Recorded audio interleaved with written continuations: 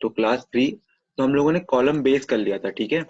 हमने पिछले क्लास में क्या किया था, कॉलम बेस, ठीक है। कॉलम बेस में ना एक्चुअली दो टाइप के कॉलम बेस होते हैं, ठीक है।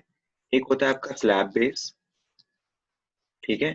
एक होता है आपका स्लैब बेस, और एक होता है आपका गजेटेड बेस। क्या होता है, गजेटेड बेस, ठीक है।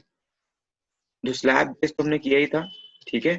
जिसमें आपका कॉलम आता है, फिर हम एक बेस प्लेट लगाते हैं, उसके नीचे हमारा आरसीसी का स्लैब होता है, इसको हम रिवेट के थ्रू आरसीसी के स्लैब में भर देते हैं, ठीक है।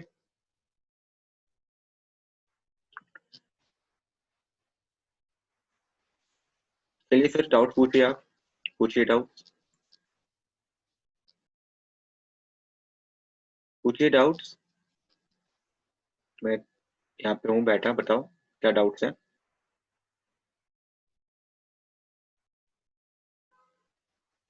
डाउट पूछिए, उसके बाद आगे बढ़ेंगे हम लोग। डाउट पूछिए।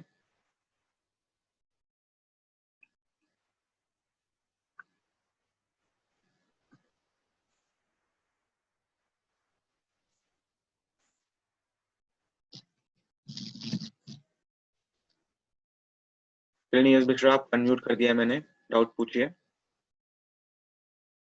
सर मुझे फर्स्ट ड्राइंग से पूछना था, जो फर्स्ट ड्राइंग थी ना सर उसमें। फर्स्ट ड्राइंग मतलब? हेलो। जो सर हमारी पहली वाली ड्राइंग थी जिसमें हमने दो आई सेक्शन को जोड़ा था, अनइक्वल आई सेक्शन को जोड़ा था सर। एक मिनट रुको, इस सेक्शन इसकी बात कर रहे हैं आप? नहीं सर, अनइक्वल वाले की सर। इसकी बात कर रहे हैं आप? हाँ सर, हाँ अनइक्वल वाला है ना बताइए। सर ये। हाँ क्या डाउट है, बताइए इसमें। सर इसमें जो, जब आप दो आई सेक्शंस को जोड़ते हैं तो वहां पे सर जब वेब आता है, तो सर मुझे ये समझ आता है क्लीट एंगल यहाँ पे लगेगा कैसे, क्योंकि क्लीट एंगल तो सर जब जब लगता है स्टील में, जब हम दो मतलब स्टील सेक्शन को परपेंडिकुलर आपस में जोड़ते हैं। लेकिन यहाँ पे क्लीट एंगल लगेगा कैसे? और सर इस डायग्राम के बीच में वेब पे जो एक बीच में वो जॉइंट दे रखा है सर, वो चीज समझ नहीं आ रही कि वो जॉइंट क्या चीज है, वो उसका डायमेंशन कैसे है और वो लेना कैसे है। क्या क्या दिक्कत है क्लीट एंगल में, बताओ इसमें।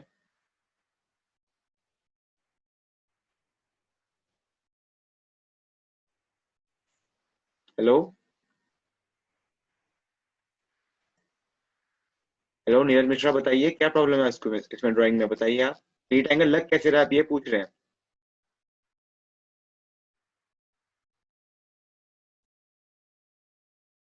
अनम्यूट तो वही आप, एक मिनट रुको।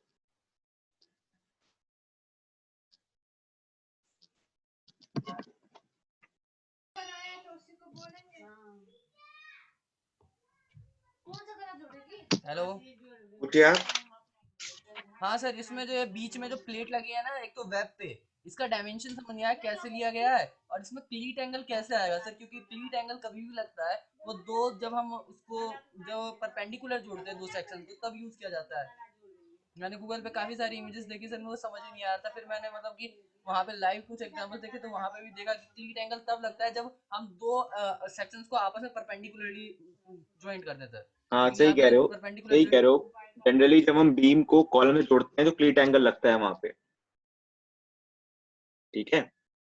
तो यहाँ पर क्या है एक्चुअली, क्या हो रहा होगा कि यहाँ पे आपका हम्म, देखिए डिस्ट्रीब्यूशन प्लेट है ना आपका, देखिए क्या होगा ना यहाँ पे। देखिए आपको ये दिख रहा है, आप जब ये इस साइड से देख रहे हो ना, जब आप इस साइड से देख रहे हो इसको, तो आपका ये व्यू है, ठीक है। तो ये आपका फ्लैंज है, ठीक है, और ये आपका एक फ्लैंज है। इनके बीच में डिस्ट्रीब्यूशन प्लेट लगाया हुआ है हमने, डिस्ट्रीब्यूशन प्लेट है, ठीक है, 20 सेंटीमीटर, ठीक है। तो ये क्या है, हो सकता है जो हम हमें एक और व्यू हमें नहीं दिख रही है, वो है 3D व्यू जो हम इस साइड से देखते हैं। ये डिस्ट्रीब्यूशन प्लेट जो है वो आपका, ये अगर कॉलम है और ये अगर कॉलम है, इनके बीच में एक डिस्ट्रीब्यूशन प्लेट लगाई गई है, ठीक है। जिसका जो विड्थ है वो इसके विड्थ से ज्यादा है, इसका जो विड्थ है 250 mm का, इसके विड्थ से ज्यादा है। तो यहाँ पर इस कॉलम के फ्लैंज को इस डिस्ट्रीब्यूशन प्लेट तक जोड़ने के लिए ये लगा रखा है यहाँ पे क्लीट एंगल, ठीक है। अब समझे? यहाँ पर जरूरी नहीं है कि मेंबर आ रखा हो। 1 मिनट, फिर से शायद आप म्यूट हो गए हो। आपने को म्यूट मत कीजिए नीरज।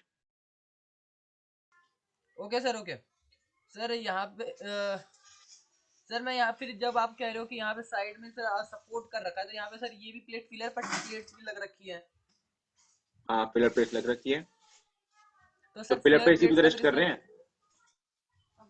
अच्छा फिलर प्लेट्स को ही सर मतलब आगे वो किया गया, एक्सपेंड किया गया है। देखिए, पिलर प्लेट्स को नहीं एक्सटेंड करा गया है, पिलर प्लेट तो यहाँ पर आके लग रहे हैं ना उस पे। हम तो जी यहाँ सर। की बात कर रहे हैं, हम्म। समझ रहे हो। सर हम इस ऊपर से इस वाले पार्ट को देख रहे हैं। पिलर प्लेट और इसमें कंफ्यूज क्यों हो रहे हो? पिलर प्लेट अपने अलग जगह पे है, क्लीट एंकर अपने अलग जगह पर है। जी सर, ये क्लीट एंगल वाला थोड़ा सा भी क्लियर नहीं हो देखिए पा रहा सर देखिए ये चीज। देखिए देखिए, सुनिए। इस साइड से अगर आप इधर से देख रहे हैं तो आपको ये दिख रहा है, ठीक है। जब आप हम्म। यहाँ से देखेंगे साइड से, तो ये चारों तरफ है ना बेस प्लेट। तो आपका ये जी सर। डिस्ट्रीब्यूशन प्लेट है। एक तरफ तो आपके ये हाँ। लगे हुए हैं पिलर प्लेट्स, ठीक है। जी सर। और जो ये तरफ है, इस तरफ पे क्लीट एंगल लगे हुए हैं, ठीक है। आपको नीचे की बहुत साइड, अच्छे से डाउनवर्ड 3D में साइड। एक तो ऊपर लगा हुआ है, एक नीचे लगा हुआ है, ठीक है। ये नीचे लगा हाँ। हुआ है और ये ऊपर लगा हुआ है, दोनों ओके तरफ। इसके दोनों तरफ ओके ये ओके ऊपर ओके, लगा है, समझ गया। और इसके अच्छा अच्छा जो अच्छा। नीचे जहाँ पे खत्म हो रहा है ये, नीचे। तो नीचे वाले फ्लैंज ओके को, नीचे वाले कॉलम के फ्लैंज को जोड़ने के लिए नीचे और दो लगे हुए हैं, ठीक है। ओके चार ओके ओके कॉर्नर्स है ओके, ना समझ गया सर अब। डिस्ट्रीब्यूशन प्लेट के, तो दो कॉर्नर्स पे तो फिलर हम्म। प्लेट्स आ गए आपके, तो आपके बाहर जी सर। जाके लगे। और इस तरफ भी एक्सटेंड हुआ है, इस तरफ भी एक्सटेंड हो रहा है ना जी आपका सर। Distribution plate. तो हाँ इस सर, तरफ जो जी सर। डिस्ट्रीब्यूशन प्लेट के ऊपर वाले पार्ट को और इस वाले फ्लैंज को जोड़ने के लिए ये वाला है, और नीचे वाले पार्ट को हम्म। और इस फ्लैंज को जोड़ने के लिए ये वाला क्लीट एंगल है। मतलब सर ये बीच वाला जो प्लेट है, मतलब बीच में जो वेब पे आपको जॉइंट दे रखा है सर, इसका डायमेंशन क्या है? जो बीच में जॉइंट्स आ रखा है ये स्क्वायर टाइप में जो है, जिसमें ये 55 mm एज है और 70 ये है, इसका डायमेंशन टोटल क्या होगा? कैसे लेंगे इसका डायमेंशन? इसका डायमेंशन बोल रहे हैं, इसका डायमेंशन। नहीं सर, जो ये डायमेंशन ये है 55 70 70 55, ये वाला जो प्लेट है आपका, दोनों ऊपर भी लगा हुआ है नीचे नहीं सर, ये नहीं, ये ये नहीं सर, ये नहीं, ये नहीं सर, ये वेब पे लगा हुआ है सर, वेब पे। इसके वेब पे, वेब पे जो 3 बोल्ट, ये हाँ वाला, वेब पे जो लगा ये ये क्लीट वाला, एंगल की हाँ बात सर कर ये रहे हैं वाला। आप। क्लीट एंगल ये डायमेंशन तो क्लीट ऑलरेडी एंगल है गिवन है सर। ना, 75 को 75 को 8। इसका डायमेंशन तो हमें पता नहीं लगाना। तो सर ये एक मिनट, ये डायमेंशन वेब पे कैसे ले रखा है? क्योंकि ये बोल्ट में फिट है ना, ये जैसे कि ये आप इसका हॉरिजॉन्टल डिस्टेंस 250 हो जाएगा, तो वर्टिकल डिस्टेंस हम कैसे लेंगे सर इसका? इसका वजन डिस्टेंस 250 हो जाएगा। सर ये जोड़ के 250 आप है बोल रहे हो हॉरिजॉन्टल। 250 हो जाएगा। हाँ सर, हाँ सर। और ये अरे तो 250 आया 75 कैसे को ये जो बीच 75 तो बोल्ट? ये है ना, ये है एंगल 75 को 75, ये है 75, हाँ। ये है 75। तो जी ये सर। इतना इस डायरेक्शन में कितना स्पैन कर रहा है थोड़ी कुछ मतलब है हमें, ये तो कितना भी स्पैन कर सकता है। हाँ, ये है 250 ना, ठीक। 250 तो ये है। तो ये तो मैं, ये थोड़ी ना हमें गिवन है क्वेश्चन में कि 250 से ज्यादा नहीं हो सकता। तो फिर 75 का इसमें से हम 75 कुछ तो भी ले ये सकते हैं गिवन अपने है हिसाब हमें, से? ठीक है। ये वाला इसके लिए हम डायमेंशन, कुछ भी ले सकते हैं? हाँ ये डायमेंशन तो हमारे ऊपर है ना, हम कितने भी एमएम का, कितने भी डायमेंशन का कास्ट करवा सकते हैं। अगर डिस्ट्रीब्यूशन पे ये जो लाइंस है ये मतलब बोल्ट्स हैं, ये बोल्ट है रिविट जो भी है, ये वाले ना, डिस्ट्रीब्यूशन ये वाले, हाँ बिल्कुल बिल्कुल। ये रिविट्स को शो कर रहे हैं सर। हाँ ये रिवेट्स है। Okay okay okay sir, doubt हो गया फिर, के लिए यही तो डाउट था मेरे। ठीक है। डिस्ट्रीब्यूशन प्लेट तभी डिस्ट्रीब्यूट करेगा ना जब वो ऊपर से और नीचे एक यूनिफिकेशन होगा। यूनिफिकेशन कैसे होगा? तभी होगा जब का डिस्ट्रीब्यूशन प्लेट जो है वो दोनों कॉलम से किसी ना किसी कंपोनेंट के थ्रू अटैच हो, और वो कंपोनेंट क्या है? क्लीट एंगल, ओके सर। ठीक है। हम्म। ठीक है ना। ये आपका वो ओके बेस सर। प्लेट जैसा नहीं है डिस्ट्रीब्यूशन प्लेट, ठीक है ना। बेस प्लेट नहीं है ये कि बस कॉलम के नीचे लगा दिया आपने, आपको अटैच भी करना ओके पड़ेगा सर। ना। जैसे हम कॉलम बेस हम्म। में कॉलम लगाते हैं, नीचे बेस प्लेट लगाते हैं और उसको एंगल से जोड़ते हैं। हम्म। वैसे समझ लीजिए कि दो कॉलम है, उनके बीच में एक बेस प्लेट है, और उसको हम जोड़ रहे हैं क्लीट एंगल से, समझ गए। नॉर्मल क्लीचेस यस को सर। मतलब इंटरचेंज मत करना, तो आपको एक थोड़ा समझाने के लिए आपको एक पैरेलल ड्रॉ कर रहा हूँ दोनों के बीच में, ओके सर। ठीक है। समझ गए नीरज? ओके जी सर। चलो फिर। 3D व्यू हर्षित, 3D व्यू यार कैसे दिखाऊं मैं आपको, किसी का 3D व्यू चाहिए? 1 मिनट रुको, मैं आपको अनम्यूट करता हूँ।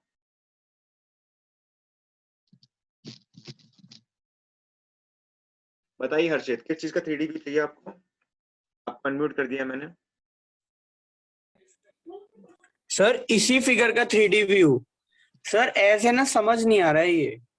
देखिए देखिए क्या है, समझ लीजिए, थोड़ा सा ड्रॉ करके दिखाता हूँ सर वैसे। इसी फिगर का। हाँ हाँ मैं ट्राई करता हूँ, 1 मिनट। हाँ देखिए, ये आपका फ्लैंज आ रहा है, ठीक है, ये आपका फ्लैंज आ रहा है और ये उसका फ्लैंज आ रहा है, ठीक है, और ये नीचे से भी इसका फ्लैंज ऐसे जा रहा है और आ रहा है, ठीक है। अब इन दोनों के बीच में क्या है, आपका इसमें थोड़ा इमेजिनेशन यूज करनी पड़ेगी आपको। ये जो बेस प्लेट है ना, ये ऐसे लगे हुए हैं यहाँ पे, ये बेस प्लेट है, 3D व्यू में ऐसे बेस प्लेट लगा हुआ है, ठीक है, आपका बेस प्लेट लगा हुआ है। अब बेस प्लेट की जो विड्थ है ना, वो आपकी कॉलम की विड्थ से ज्यादा है, ठीक है। जैसे अगर कॉलम ऐसा आ रहा है तो बेस प्लेट इतना विड्थ है बेस प्लेट का, ठीक है। जैसे हमारा कॉलम बेस में होता है ना, जो बेस प्लेट होता है कॉलम बेस में, जो बेस प्लेट होता है उसकी विड्थ ज्यादा होती है कॉलम के बेस से ना, ऐसा ही। और ये जो एक्स्ट्रा विड्थ है, तो इस फ्लैंज से लेकर डिस्ट्रीब्यूशन प्लेट तक एक लीड एंगल आ गया, इस फ्लैंज से लेकर डिस्ट्रीब्यूशन प्लेट तक एक लीड एंगल आ गया, इस फ्लैंज से लेकर डिस्ट्रीब्यूशन प्लेट तक लीड एंगल आ गया। यहाँ से फोर्स यहाँ गया और यहाँ से फोर्स डिस्ट्रीब्यूशन प्लेट में गया, डिस्ट्रीब्यूशन प्लेट से वो डिस्ट्रीब्यूट हो गया इस लीड एंगल के थ्रू इस वाले फ्लैंज में। डिस्ट्रीब्यूशन प्लेट क्या है, डिस्ट्रीब्यूट कर रहा है स्ट्रेस को ना। डिस्ट्रीब्यूट कब करेगा, जब उसका एक कनेक्शन बनेगा ऊपर के फ्लैंज के साथ। दोनों मेंबर्स में यूनिफिकेशन लाने के लिए बीच में डिस्ट्रीब्यूशन प्लेट दिया है हमने। डिस्ट्रीब्यूशन प्लेट एक लिंक है ना, तो वो लिंक बन कैसे रहा है, ठीक है। एक तो फिलर, एक तो यहाँ इसके थ्रू बन रहा है, क्लीट एंगल्स के थ्रू, जो क्लीट एंगल्स लगे हैं इसके थ्रू यूनिफिकेशन बन रहा है, ठीक है। तो ये क्लीट एंगल थी, ये है। इनको अगर आप इस साइड से देखोगे, इस साइड से, तो आपको ये व्यू दिखेगा, ठीक है। 3D इससे ज्यादा तो थोड़ा बनाना मुश्किल ही होगा। और बताओ, कुछ समझ में नहीं आ रहा तो 1 मिनट, शायद आप म्यूट हो गए हो। बताओ हर्षित गुप्ता, और कोई दिक्कत है इसमें? No sir. ठीक है, और किसी को और क्या डाउट्स हैं?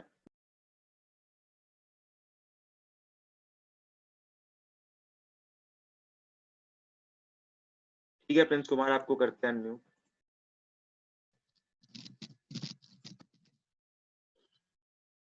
बताइए प्रिंस कुमार। हाँ सर, जो इसमें क्लीट एंगल में जो रेवित लगाते हैं ना, हम्म। हाँ, एक किसी किसी में 3 लग जा रहा है, किसी में 2 लग जा रहा है, एक कैसे हो रहा है? ये देखिए, मैंने आपको बताया ना क्लीट। इसमें 3 लगा है, इसके बाद वाले आप कराए थे उसमें 2 लगाए थे। देखिए क्या होता है, वो डिपेंड करता है आपका कितना कितना स्पेस है। देखिए सबसे पहले मैंने क्या कहा था, आपका 2.5 डी का पिच तो होना ही चाहिए, इतना पिच तो होना ही चाहिए। और 1.5 डी नॉट का आपका क्या होना चाहिए, एज डिस्टेंस होना चाहिए। मतलब ये डिस्टेंस 1.5 डी नॉट का होना चाहिए एटलीस्ट। इनके बीच का स्पेसिंग है वो कम से कम 2.5 डी का होना चाहिए। तो उस हिसाब से आप सबसे पहले क्या करो, अगर जैसे समझ लो आपके पास 250 mm का डिस्टेंस है, ठीक है, समझ लीजिए 250 mm का डिस्टेंस है आपके पास, ठीक है। तो 250 mm के डिस्टेंस में आप सबसे पहले उसके एंड पॉइंट से 1.5 डी नॉट माइनस कर दो, ठीक है। इसमें रिबेट कितने अच्छा। mm का था, मान लो रिबेट 20 mm का है, मान लो, ठीक है। तो अगर हाँ। रिबेट 20 mm का है तो होल का डाया कितना होगा, 20 प्लस 1.5, कितना हो गया 21.5। 21.5 इंटू हम्म। 1.5 करो,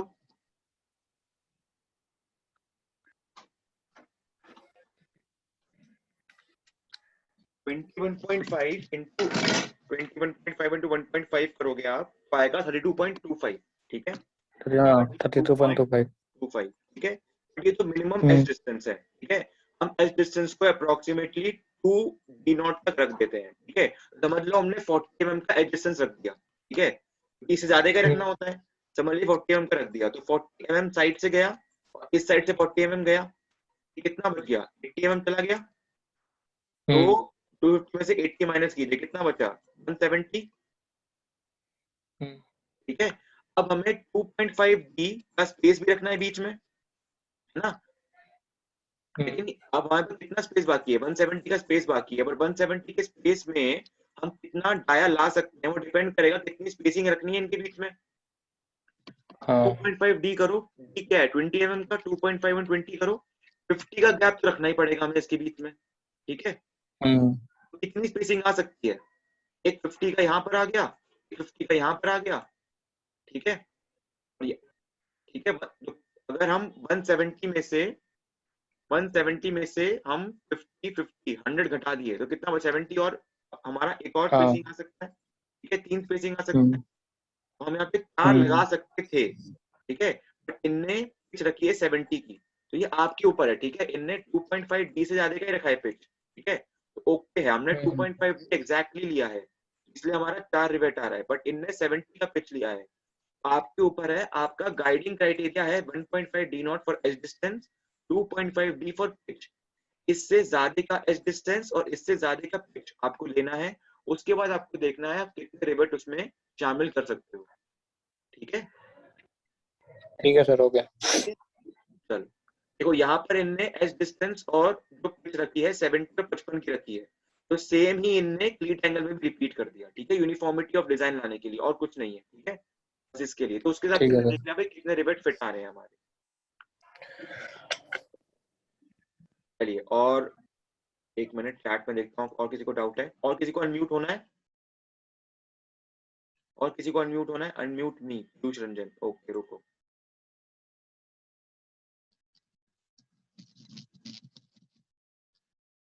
चलिए बताइए पीयूष रंजन।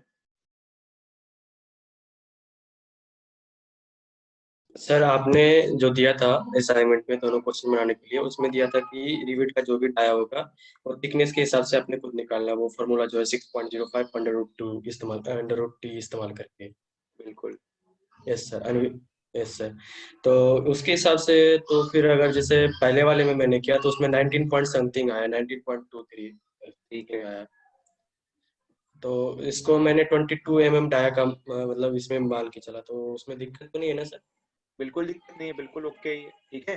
और इसमें एक और बात बताता हूँ मैं आपको, यस सर। देखिए जैसे इसमें अगर आप जैसे समझ लीजिए आपके यहाँ ये फ्लैंज है, ठीक है, और ये आपका यस सर। कोई बीम आ रहा है, इसके बीच में आप क्लीट एंगल लगा रहे हैं, और उसमें आप रिवेट ढूंढ रहे हैं कि रिवेट कितने डाया का लगाए, ठीक है।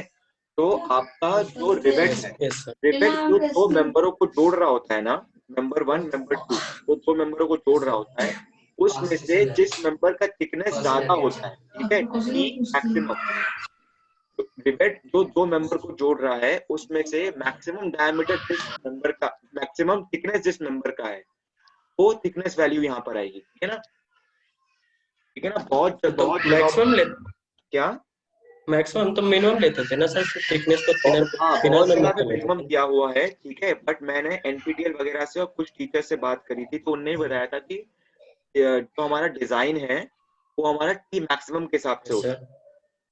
ठीक है, ओके सर। ठीक है, मैंने टी मिनिमम बता दिया सर होगा तो आपको पीछे से, क्योंकि बुक्स में लिखा है। सर तो उस हिसाब से जैसे हमारा जो डायग्राम था, ये शीट नंबर जो 3 था, एक शीट नंबर 3, बताया था एक आपने मिनट रुको, मध्य में।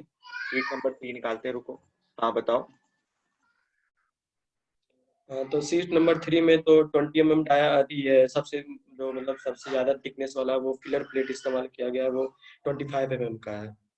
तो जो भी सर इसमें रिवेट इस्तेमाल करेंगे वो फ्लेंज वाले में रिवेट लगा रहे हैं उसके हिसाब से इस्तेमाल करेंगे, या फिर जो हम वेव वाले में इस्तेमाल करें थिकनेस उसके हिसाब से इस्तेमाल करेंगे? देखो फिलर प्लेट तो ये है ना आपका, यस सर, वो भी तो थिकनेस इंक्लूड है ना सर, वो रड्डा के लिए। तो यहाँ पर आप बोल रहे हैं कि फिलर प्लेट की थिकनेस लेंगे कि हम लोग इसकी थिकनेस लेंगे, है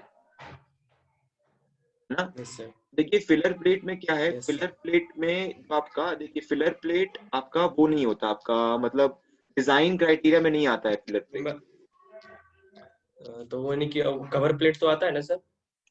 कवर प्लेट, हाँ कवर प्लेट आता है, कवर प्लेट आता है, ठीक है। तो यहाँ पर ये जो आपका ये है, इसमें आपका जो रिवेट है वो कितने कितने मेंबर को जोड़ रहा है, को जोड़ रहा है, और एक इसको जोड़ रहा है फाइनली, कवर प्लेट को, ठीक है। यस तो सर। कवर प्लेट की थिकनेस देख लेते यस हैं सर। कितना है, कवर 20 mm की 20 है, दे रखा है। ठीक है। तो इसके हिसाब से तो 20 mm की यस सर। थिकनेस ही गवर्न करनी चाहिए रिवेट के डाया को, ठीक है। 6.05 इंटू तो अंडर जानते रूट, हैं सर सर तो इसमें जानते हैं कितना आ रहा है? 27.05 समथिंग आ रहा है इसका डाया फिर मिनिमम, मतलब उसके हिसाब से एंडिंग फॉर्मूला के हिसाब से। हाँ इसमें तो हाँ सही कह रहे हो तुम, 27 mm के हिसाब से आ रहा है रिवेट डाया, और ये बहुत ज्यादा है। हाँ और सर इन लोगों बहुत ने ज्यादा किए तो बहुत, और इनने 20 mm का इन्होंने डाया यूज किया है 20 mm यूज। हम्म, यस सर। ठीक है सर एक तो ये काम, कंट्राडिक्ट ज्यादा नहीं हो जाता है? ठीक है सुनो एक यस काम सर करते हैं, बताइए। अब इस वक्त जो आप टी मिनिमम यूज कीजिए, ठीक है, इस वक्त आप टी मिनिमम यूज तो कीजिए, उसमें बट इस वाले केस में जब फिलर प्लेट्स वगैरह होती है, कवर प्लेट होती है, उनकी थिकनेस बहुत ज्यादा होती है, ठीक है, तो उसमें आपका जो तो मेन उसके हिसाब मेंबर से सही है सर, उसके हिसाब से 9 mm यूज करेंगे सर। वो जो अपना फ्लेंज का बिट था TF यूज करेंगे तो 9 mm है, तो उसके हिसाब से 9 mm के हिसाब से 18.15 आता है, तो 20 यूज किया ठीक है। नहीं हाँ देखिए वो ठीक है, मैं क्या बता रहा हूँ आपको, देखिए जो कवर प्लेट और आपका जो फिलर प्लेट होता है उसकी थिकनेस मेरे ख्याल से इसमें नहीं यस आती सर। है। ये वाला टी मैक्सिमम तब होता है जब आपका कॉलम और बीम जुड़ रहा होता है, यस सर। समझ रहे हैं आप, जैसे बिल्कुल। कॉलम आपका आ रहा है ओके और सर। यहाँ से एक बीम आ रहा है, लेकिन थोड़े से और इन दोनों के बीच में अगर हम एक एंगल यूज कर रहे हैं, क्लीट एंगल, ये भी डाक ठीक चल है, रहा है। उसमें क्लीट एंगल और इसके फ्लैंज की थिकनेस, मतलब तुम जो मत करिए। इसकी थिकनेस ज्यादा यस सर। होगी वो यूज करेंगे, ठीक है। मैं इसको आपका एक बार ओके सर। अच्छे से इसको क्लियर कर दूंगा नेक्स्ट क्लास में, क्योंकि बुक्स में भी ऐसे सर दिए तो हुए एक एक बात पूछना हाँ बताओ। सर एक बात पूछना था, जैसे आपने तो दोनों असाइनमेंट दिया, तो उसमें तो था कि आपने कि रिवेट जो भी है तो आप स्टूडेंट खुद एनविन्स फार्मूला यूज करके निकाल लें, ठीक है सर। हम्म, तो रिवेट रिवेट तो दोनों सेक्शन में लगभग यूज हुआ है सर। तो पहले क्वेश्चन को छोड़ दिया तो दूसरे दोनों क्वेश्चन में दोनों जगह यूज हुआ, फ्लेंज में भी, और फ्लेंज क्लीट एंगल लगा तो दोनों जगह यूज हुआ सर। वहाँ पे यूज हुआ है, तो उसमें तो डाया ऑफ रिवेट है, तो उसके अनुसार तो थिकनेस के दोनों जगह तो अपना अलग अलग आया था। फ्लेंज का डाया अलग है वहाँ पे, और ये वेब का डाया थिकनेस अलग है, दोनों का फ्लेंज का अलग है और वेब का अलग है, तो उसके हिसाब से तो डायमीटर भी तो अलग अलग हो जाएगा सर। नहीं नहीं डायमीटर अलग अलग हो जाएगा, ठीक है, वो बिल्कुल सही है, डिजाइन के हिसाब से यस दो दो सर। अलग डाया यूज भी कर सकते हैं डिजाइन के हिसाब से, ठीक है, बट यूनिफॉर्मिटी के लिए आप लेकिन हम तो एक जिसकी थिकनेस के हिसाब से आपका डायमीटर ज्यादा आ रहा है, जैसे आपका अगर वेब का थिकनेस अलग है, यस फ्लैंज का थिकनेस अलग है, ठीक है, तो उसमें यस अगर सर। आपका यस जैसे सर। आप बोल रहे हो हीट एंगल का थिकनेस अलग है, नी ठीक है, यस और सर। आपका सर जो तो इसमें हाँ बताओ। क्लीट एंगल वाला कंसीडर करेंगे कि नहीं सर? क्लीट एंगल वाला कंसीडर करेंगे कि नहीं? जैसे कवर प्लेट का आपने बोला कि नहीं कंसीडर करना है, देखिए क्लीट क्लीट एंगल एंगल का का तो कंसीडर कर थिकनेस सकते वैसे भी कंसिडर करने का कोई फायदा नहीं है, ठीक है, क्योंकि क्लीट एंगल थिकनेस जो होता है वो कम ही होता है, 8 से 10 mm ही होता है, हैं। Yes sir. ठीक है, और जो तो वो जोड़ ज्यादातर रहा होता है ज्यादातर हम हाँ बताओ। तो फिर तो ज्यादातर हम दो एक ही थिकनेस फिर तो बच गया सर, एक फ्लेंज के लिए फ्लेंज का थिकनेस हाँ और जो मेन उसके लिए मेंबर है वेब ना के लिए आपका, वेब का जो मेन थिकनेस। मेंबर है कॉलम का, यस सर। जो कॉलम का मेन मेंबर यस है, सर। उसका जो थिकनेस होगा, ठीक है, टीएफ या TF और टीडब्ल्यू, TW। ठीक है, जो भी यस इसमें सर। ज्यादा होगा वो हम अनवेंट फॉर्मूला में यूज कर लेंगे, ठीक है। अनवेंट फॉर्मूला की एक्चुअली एक आपका ऐसा कोई लॉजिकल फॉर्मूला नहीं है, एक्सपेरिमेंटल फॉर्मूला है, ठीक है, सर इसलिए तो उसमें जैसे भी आपने आप हाँ सर जैसे बताओ। मैं पूछ रहा हूँ, जब क्वेश्चन आएगा मतलब पेपर में जब क्वेश्चन आते हैं तो उसमें गिवन तो डाया रहता है कि या फिर हमें निकालना ही पड़ेगा? देखो जब क्वेश्चन बनाऊंगा मैं, इनकेस अगर मेरे को लगे कंफ्यूजन हो सकती है उसमें, ठीक है, तो मैं डेविड का डाया दे दूंगा, यस सर, ठीक हमें है। दे देंगे ज्यादा, वो ज्यादा ठीक रहेगा सर, क्योंकि वो अनविन्स फार्मूला वाले में सब अपने अनुसार से यूज करेंगे, या फिर नहीं भी निकल पाएगा कि नहीं कि निकल, तो उसमें ज्यादा दिक्कत है ना सर। हाँ ठीक है, एक काम कीजिए आप जो क्वेश्चंस मैंने दिए हैं ना, वो 20 या 22 mm डाया वाले यस सर। डिबेट्स को यूज करके कीजिए, ठीक है। अनवेंट फॉर्मूला अगर कंफ्यूजन है मैं क्लियर कर दूंगा आपको, थोड़ा सा रिसर्च करके इस पे, ठीक है, वरना किसी को कोई क्वेश्चन रीडू नहीं यस सर। करना है, अगर 20 mm डाया से किया है उसी से कर दीजिए, कोई दिक्कत नहीं है, 22 से किया है उससे कर दीजिए, बना कोई लिया सर, दिक्कत नहीं है, ठीक है। ड्राइंग तो बना लिया सर, तो पहले वाले में तो दिक्कत नहीं है, वो समझ के बना लिया, लेकिन दूसरे वाले में दिक्कत आया था सर थोड़ा। हाँ कोई नहीं, आप 22 mm डाया के रिवेट से बना लीजिए, ठीक है, कोई दिक्कत नहीं है, बाकी आप सर अपने तो नाम जैसे से कर हमारा सकते हैं। मिनिमम पिच हमारा 50 mm आता है, तो हम मिनिमम पिच 15 mm के हिसाब से 50 mm ही ले सकते हैं सर? बिल्कुल ले सकते हो आप, जनरली डिजाइन में थोड़ा और ज्यादा अगर रखते हैं, उससे 55 कर देते हैं, 60 कर देते हैं, ठीक है, बाकी आप मिनिमम से भी कर सकते हो, कोई यस दिक्कत सर। नहीं है, 1.5 D not minimum age distance और 2.5 डी मिनिमम पिच से निकाल दीजिए आप डिजाइन को, कोई दिक्कत नहीं और है। सर तो ऐसा कोई मतलब स्पेसिफिकेशन नहीं है ना कि पिच हमेशा एज डिस्टेंस से ज्यादा होना चाहिए। देखिए मिनिमम क्राइटेरिया के साथ हमें हमें ज्यादा ही आएगा उससे, ठीक है। आप वो बात नहीं, अलग जैसे है, आप कोई मैं स्पेशल कंडीशन आ गई इसमें फिर काफी छोटी आ गई एज डिस्टेंस से, वरना मिनिमम क्राइटेरिया में देखेंगे तो 1.5 डी नॉट से हमेशा 2.5 डी बड़ा ही होगा। केबल निकाल के भी हो सकता है। तो एक वो था ना सर, सीट वाला एक था, सीट नंबर 5 था, वो इसमें दे रखा था बुक में, है ना, एक बताए वाले में, उसमें देख रहा था। तो हमारा इसमें जो है एज डिस्टेंस या इन डिस्टेंस वो 60 था शायद, और बाकी जो था वो सारे 50-50 यूज किया हुआ था। पिच जो नंबर था 5 में एक डिस्टेंस। इसकी बात कर रहे हो, इसमें कहाँ कंफ्यूजन है आपको? ड्राइंग। इसमें कंफ्यूजन है आपको? Yes sir. कौन सा यस सर, काम है? देखिए वो 60 यूज किया, वो सर वो 60 जो यूज किया वो वहाँ पे एज डिस्टेंस है ना, वो तो एज डिस्टेंस है, हाँ। अब बाकी सारे 50 तो पिच है। पिच है, हाँ हो सकता है, हाँ तो बिल्कुल सही उसके कह रहे हिसाब हो से आप। स्पेशल कंडीशंस में हो सकता है ऐसा, इनमें रखा है ऐसा, ठीक है। ये सर वही पूछना था सर, तो सेकेंड ड्राइंग तो इसी के हिसाब से बनाया, तो बाकी वही था सर। उनने ऐसा कोई मतलब वो नहीं है, इनने बस उसको रख दिया ऐसा 60 mm, ठीक है। मतलब ले सकते हैं वरना ना अगर सर, आप ऐसा नहीं है 2.5 ना। अगर आप 1.5 डी नॉट करोगे तो आपका अराउंड कितना आएगा? 1.5 डी नॉट से 1.5 इंटू 50 सर 22 30 आएगा। आता है, 30 mm आता है। हाँ 30 mm 1.5 डी से 1.5 अच्छा डी, डी नॉट करना है ना हमें, 22 करना अच्छा है, नहीं डी नोट करना है 53 mm सर, के 22। आसपास आएगा, तो आप इतना यूज कर लो। बाकी 60 mm यूज कर 60 mm यूज कर लो, आप कोई दिक्कत नहीं है, ओके सर। ठीक है। ओके सर, तो वो वाला सिर्फ ये वाला याद रख गया, ये वाला दे दीजिएगा तो ठीक रहता है, घंटा और देखिए इनने यहाँ पर ठीक है, कोई नहीं, आप रेजिस्टेंस आप यहाँ पे 33 की 33 का 40 यूज कर लीजिए, कोई दिक्कत नहीं, आप 40 यूज कर लीजिए यहाँ पे। Okay sir. घूम नहीं पाते हैं। और कुछ मतलब कि ऐसा हाँ बताओ बताओ, चलिए काम करते हैं, मैं न्यू लिंक, हाँ पीयूष बताओ फिर से, अभी पूछिए डाउट, 2 मिनट बाकी है अभी टॉप तो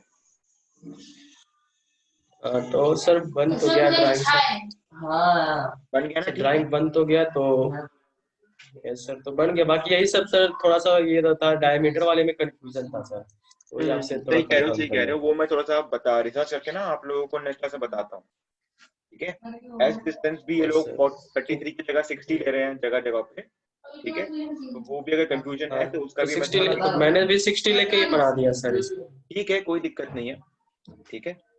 मैं थोड़ा सा आपके मैम एक से और बात, था इसमें सर। बताओ। हेलो हम्म सर, जैसे एग्जाम जो होगा ये पीटी में 100 नंबर का, तो सिलेबस में तो लिखा हुआ 65% जो थ्योरी है अपना वो, और 35% ये, लेकिन हम्म। पेपर जो बन के आता है क्या उसमें ये मतलब रहता है कि आप कर सकते हो, ये ड्राइंग वाला करना है तो करो, नहीं तो फिर उसके जगह पर न्यूमेरिकल दिया जाता है।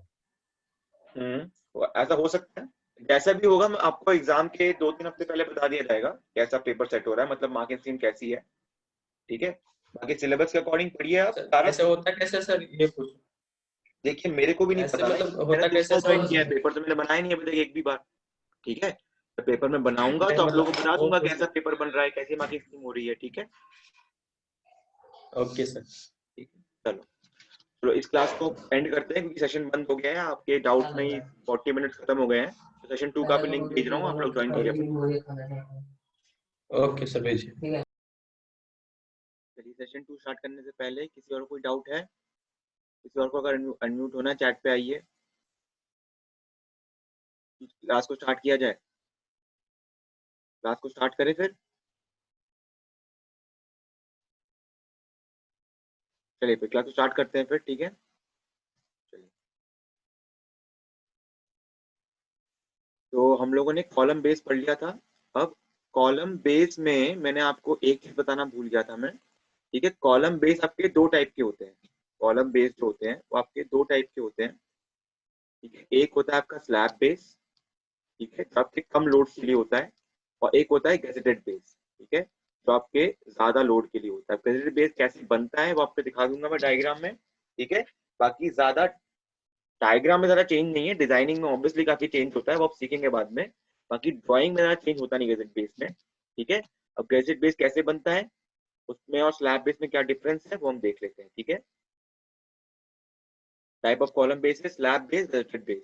स्लैब बेस मैंने पढ़ा चुका हूँ आपको, उसका थ्योरी देख लेते हैं। For small loads a steel plate alone is used to transfer the column load to the concrete pedestal.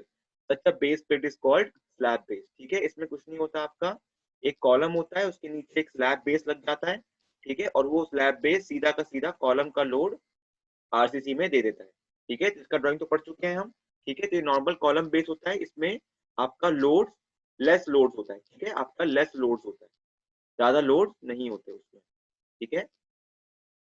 Base plate is fixed with column either by welding और बाय रिवेट्स, ठीक है, हमने रिवेट्स वाला ही पढ़ा है, ठीक है, यही मेन है, ठीक है। वेल्डिंग का ज्यादा नहीं देखते हम, रिवेट्स का ही ज्यादा देखते हैं हम, ठीक है,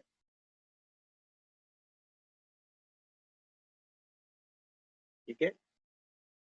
When the column is subjected to bending moment along with direct load, cleat angles are used. मैंने बताया था आपका क्लीट एंगल कब यूज होता है, जब हम लोगों को कॉलम के बेंडिंग को रोकना होता है, तो हम यहाँ पे एडिशनल क्लीट एंगल्स और लगा देते थे, आपको याद होगा, ठीक है, डायग्राम में आप देखेंगे याद आ जाएगा आपको। एडिशनल क्लीट एंगल्स और लगा देते जब हमारा मोमेंट आ जाता था, एक मिनट, ठीक है, जब हमारा मोमेंट भी आता था एक्चुअल लोड के साथ, तो हम क्लीट एंगल और लगा देते थे एडिशनल स्टेबिलिटी के लिए। Cleat angle are used which are connected to the base plate and with flanges of the column, ठीक है। ये आपका फ्लैंज आ रहा है, ये आपका बेस प्लेट है, तो इस फ्लैंज के साथ और इस बेस प्लेट को हम जोड़ देते हैं फ्लैंज ऑफ कॉलम के साथ, ठीक है। ये सेम टू सेम चीज आपकी डिस्ट्रीब्यूशन प्लेट और कॉलम के बीच में होती थी कॉलम स्प्लाइस में, बट इंटरचेंज मत कर लेना नॉमेनक्लेचर को, मैं बस आपको एक पैरेलल ड्रॉ करके बता रहा हूँ कि ऐसा आपका कॉलम स्लाइस में भी होता था, ठीक है। उसमें ये कॉलम स्लैब बेस की जगह डिस्ट्रीब्यूशन प्लेट आ जाती थी, ठीक है। चलिए, cleat angles keep the column in place and resist any tension develop during erection and connection, ठीक है। कनेक्शन के बाद अगर कोई मोमेंट आया, उस मोमेंट की वजह से अगर कॉलम बेंड हुआ और कोई टेंशन डेवलप हुई उसमें, तो उस टेंशन के अगेंस्ट कॉलम को स्टेबलाइज करने के लिए क्लीट एंगल है, ठीक है। तो ये आपका बन गया, ये आपका कॉलम है, ये आपका बेस प्लेट है, ठीक है। बेस कॉलम और बेस प्लेट के बीच में लग गया आपका ये क्लीट एंगल, ठीक है। तो अगर इनकेस अगर कॉलम ऐसे बेंड होने लग गया, तो क्लीट एंगल एक ऐसा फोर्स लगाएगा इस तरफ जो उसको पकड़े रखेगा, ठीक है। इसी को अगर आप इस तरफ से देखोगे, ये आपका 3 डायग्राम है, ठीक है। अब मेरे ख्याल से समझ में आ जाएगा आपको यहाँ पे कॉलम स्प्लाइस का भी। समझ लो कि यहाँ पे आरसीसी बेस प्लेट नहीं है, और ये समझ लीजिए डिस्ट्रीब्यूशन प्लेट है आपका, ठीक है, समझ लीजिए, और ये आपका कॉलम 1 है और कॉलम 2 भी एक नीचे से आ रहा है, ठीक है। तो इन दोनों के बीच में डिस्ट्रीब्यूशन प्लेट लगी हुई है, और वो डिस्ट्रीब्यूशन प्लेट का विड्थ जो है वो कॉलम के विड्थ से ज्यादा है, तो वहां पे आपका क्लीट एंगल लग गया, ठीक है। यहाँ पर आपका फिलर प्लेट लग जाएगा, ठीक है, ताकि जो आपके विड्थ का जो अनइक्वल विड्थ है नीचे और ऊपर, उसको स्पेस आउट करने के लिए यहाँ पे फिलर प्लेट लग जाएगी इस वाले साइड में, और इस वाले साइड में क्लीट एंगल लगाई हुआ है आपका, ठीक है। तो मेरे ख्याल से इस 3 डायग्राम से थोड़ा इमेजिन कर पाएंगे आप, ठीक है। तो ये आपका 3 डायग्राम हो गया आपका कॉलम बेस के लिए। इसको अगर आप इस तरह से देखोगे तो आपको ये दिख जाएगा, ये आपका कॉलम है, ये आपका बेस प्लेट लगा हुआ है, ये एंकर बोर्ड लगे हैं बेस प्लेट में, और ये आपके क्लीट एंगल्स है, ठीक है, ये आपके क्लीट एंगल्स है। इसी को अगर आप ऊपर से देखोगे, अगर आपकी आंखें ऊपर है, तो ये आपका कॉलम है, ये आपके क्लीट एंगल्स है, ये आपका बेस प्लेट है, और यहाँ पे कहीं आपका एंकर बोर्ड लगा होगा, ठीक है, और आपका कंक्रीट पेडेस्टल है, ठीक है। ये तो मेरे ख्याल से फिर वैसे भी लोगों को समझ में आ ही गया था अच्छे से, ठीक है। दूसरा है गजेटेड बेस। अब गजेटेड बेस मैंने नहीं पढ़ाया था आपको, ठीक है। For columns carrying heavy load or when column is carrying actual load accompanied with bending moment, a gusset plate is used. आप बोलोगे सर बेंडिंग मोमेंट के लिए क्लीट एंगल लगा देते थे हम वहां पे, बट यहाँ पर बेंडिंग मोमेंट बहुत ज्यादा है, ठीक है। वहां पर क्या होगा, अगर लोड आपका 100 किलो न्यूटन का है, तो bending moment around 1 kilo Newton moment, थोड़ा कम ही है, बहुत कम है। पर अगर आपका लोड 100 किलो न्यूटन का है और मोमेंट भी उतना ही है, मोमेंट भी लगभग 100 किलो न्यूटन मोमेंट का ही है, ठीक है, 100 किलो मीटर का ही है, मोमेंट बहुत ज्यादा है, ठीक है, तो हम गजेटेड बेस यूज करते हैं, ठीक है। गजेट बेस कैसे यूज करते हैं, गजेट प्लेट कहाँ पे लगती है, वैसे पता है आपको गजेट प्लेट कहाँ लगती है, आपको पता ही होगा ना, गजेट प्लेट होती है उसकी दोनों तरफ एंगल लगे होते हैं, ठीक है। तो यहाँ पर क्या है, आपका कॉलम आ रहा है, कॉलम के फ्लैंज में एक गजेट प्लेट लगा हुआ है, और उस गजेट प्लेट पे एक एंगल लगा हुआ है, और यहाँ पर इस एंगल को क्लीट एंगल नहीं बोलते। यहाँ पर इस एंगल को हम क्या बोलते हैं, गजेटेड एंगल बोलते हैं, ठीक है, गजेट एंगल बोलते हैं। नाम वही है, मतलब काम वही है, बस नाम गजेट एंगल रख दिया है इसको, क्योंकि इसमें हैवियर एंगल यूज करते हैं, ज्यादा बड़ा एंगल यूज करते हैं, ठीक है, तो ज्यादा लोड कैपेसिटी वाला हो, ठीक है। मोबाइल टावर में बिल्कुल सही, मोबाइल टावर में मेरे ख्याल से हो सकता है गजेट बेस लगता हो, बिल्कुल सही कह रहे हो आप, मोबाइल टावर में लोड बहुत ज्यादा होता है, मोबाइल टावर में गजेट बेस लग सकता है, बिल्कुल सही, बिल्कुल सही कह रहे हो, ठीक है। It consist of a base plate, 2 gusset plate and 2 gusset angle. क्या क्या क्या है, ये फ्लैंज आया, फ्लैंज में यहाँ पे गजेट प्लेट लगा, यहाँ पर एक गजेट प्लेट लगा, 2 गजेट प्लेट हो गए, एक गजेट एंगल, 2 गजेट एंगल, और ये आपका बेस प्लेट, ठीक है। ये आपका कॉलम आ गया, ठीक है, ये आपका गजेट प्लेट आ गया जीपी, ये आपका गजेट एंगल आ गया जीए, और आपका बेस प्लेट आ गया बीपी, ठीक है। ये आपका कॉन्फ़िगरेशन रहेगा, ठीक है। डायग्राम देख लेते हैं इसका। The load is transmitted to the base plate through the gusset plate, ठीक है। गजेट प्लेट से पहले फ्लैंज से गजेट प्लेट गया, गजेट प्लेट से गजेट एंगल गया, गजेट एंगल से बेस प्लेट में लोड पहुंच गया, ठीक है। चलिए, the gusset plate and gusset angles increase the bearing area of the column on the base plate, thus reducing the thickness of base plate as compared to slab base, ठीक है। Gazette plate और gazette angle मिलकर जो area बनाते हैं वो obviously flange area को बढ़ा ही रहे हैं, फ्लैंज एरिया का जो स्ट्रेस आ रहा है उस एरिया को बढ़ा रहे हैं, तो अगर एरिया को बढ़ा रहे हैं तो ऑब्वियसली स्ट्रेस कम हो जाएगा। स्ट्रेस क्या होता है, फोर्स बाय एरिया, तो अगर एरिया बढ़ गया गजेट प्लेट यूज करने की वजह से, ज्यादा एरिया आ गया नीचे आपके कॉलम के बॉटम में, हमने यहाँ पे प्लेट लगा दिया, इस प्लेट की वजह से एडिशनल एरिया आ गया, और यहाँ पे ए समझ लो, ठीक है। एरिया बढ़ गया, एरिया बढ़ जाएगा तो स्ट्रेस कम हो जाएगा, और अगर स्ट्रेस कम हो जाएगा तो आपको पता है थिकनेस का फॉर्मूला क्या होता है, CW upon sigma y into a square minus, a square नहीं होता, ए ही होता है, ए माइनस बी बाई 4 का अंडर रूट, आपको पता है ये फॉर्मूला होता है आपका, ठीक है। तो इस फॉर्मूले में आपको आप a square minus b square by 4, ठीक है, a square minus b square by 4 आपको दिख रहा है यहाँ पे, ये डब्ल्यू कुछ नहीं है, यही है, आपको दिख रहा है थिकनेस ऑफ जो स्लैब बेस है या बेस प्लेट है, थिकनेस ऑफ स्लैब बेस, जो स्लैब बेस होगा आपके कॉलम के नीचे, इसकी जो थिकनेस है इसका ये फॉर्मूला है। तो ये फॉर्मूला डायरेक्टली डिपेंडेंट किस पे है, स्ट्रेस पे, तो अगर एरिया बढ़ेगा स्ट्रेस कम होगा, और अगर स्ट्रेस कम होगा तो आपको स्लैब बेस लगाना है आपको कॉलम के नीचे, उसकी थिकनेस की रिक्वायरमेंट कम हो जाएगी, ठीक है। चलिए,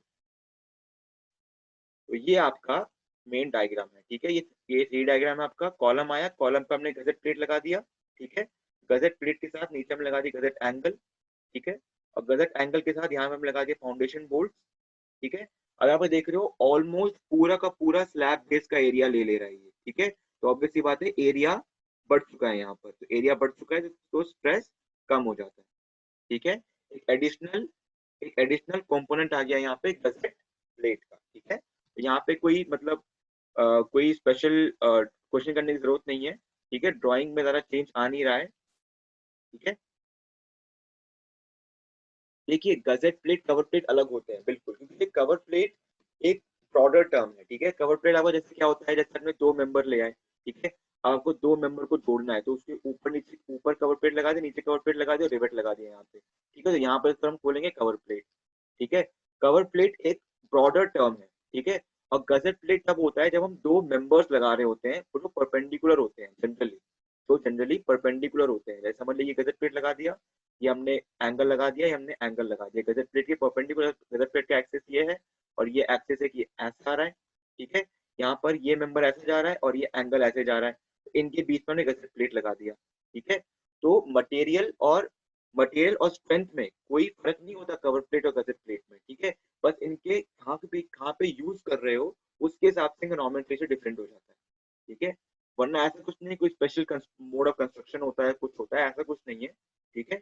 बस यहाँ पर हम गजेट प्लेट बोलते हैं, वहां पर हम कवर प्लेट बोलते हैं, ठीक है। और बाकी क्लीट एंगल हमारे वेब और इसके बीच में लगा दिया क्लीट एंगल, तो वो आपको जब यहाँ से देखोगे आप तो आपको ये दिख रहा है गजेट प्लेट, ये आपका गजेट प्लेट हो गया, ठीक है, ये आपका गजेट एंगल हो गया, ठीक है, ये आपका वेब क्लीट हो गया, वेब क्लीट, ठीक है। तो मेरे ख्याल से समझ में आ रहा है। और इस साइड से अगर देखोगे तो आपको दिखेगा ये आपको गजेट प्लेट है, ठीक है, यहाँ पे गजेट प्लेट है, गजेट प्लेट के ऊपर हमने गजेट एंगल लगा दिया है, ये गजेट एंगल का जो फ्लैंज है, ये जो आउटर एंगल है, ये वाला एंगल जो है ये आपको सिर्फ ये दिखेगा यहाँ पर, अगर आप यहाँ से देखेंगे तो, ठीक है। तो ये व्यू 1, व्यू 2 एंड व्यू 3, क्या ये सारे व्यूज आपको समझ में आ गए?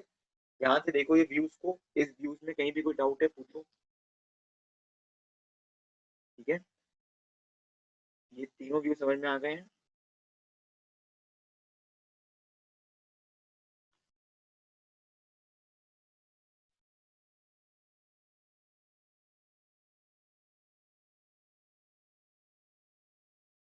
क्लियर है? ठीक है। अब देखो ये देखो गजेट प्लेट थोड़ा सा चौड़ा है, गजेट प्लेट चौड़ा करके बनाया गया है। क्यों? क्योंकि हमें एरिया बढ़ाना है। यहाँ पर इतना ही एरिया था अगर प्लान जाता तो, पर अब एरिया बढ़ चुका है, अब एरिया इतना बन चुका है यहाँ पे, ठीक है। इसलिए आप देखोगे, इसलिए जो स्ट्रेस है वो लेस हो रहा है, ठीक है। गजेट प्लेट को ध्यान से देखो, ठीक है। इसका कोई अलग से क्वेश्चन करने की जरूरत नहीं है, आप नॉर्मल क्वेश्चन देखो बुक में। अगर कोई डाउट हो तो बताना मेरे को, वरना मेरे ख्याल से कोई डाउट जनरली इसमें आना नहीं चाहिए, क्योंकि ड्राइंग तो यही रहेगी आपकी, ठीक है।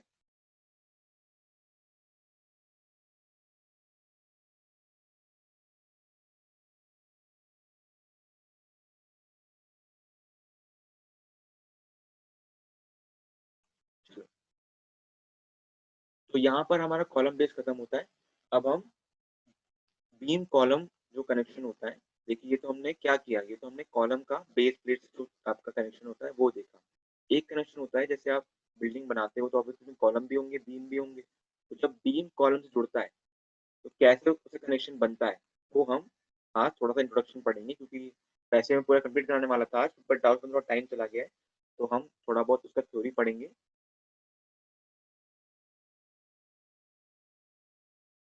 कौन सा एरिया तो अपने आप इंक्रीज हो गया ना, एरिया कोई इंक्रीज नहीं करना आपको, गजेट पे ऑलरेडी गिवन रहेगी क्वेश्चन में आपको, ठीक है ना। गजेट पे उसका एरिया कुछ गिवन रहेगा आपको, अब कोई एरिया बढ़ाना नहीं है, उसका एरिया इतना नहीं बढ़ा देते हैं कि बेस पे से ज्यादा एरिया हो जाएगा उसका, ठीक है। गजेट पे से एरिया इंक्रीज हो रहा है अपने आप ना। ये ट्रेपीजियम है, ये रेक्टेंगल है।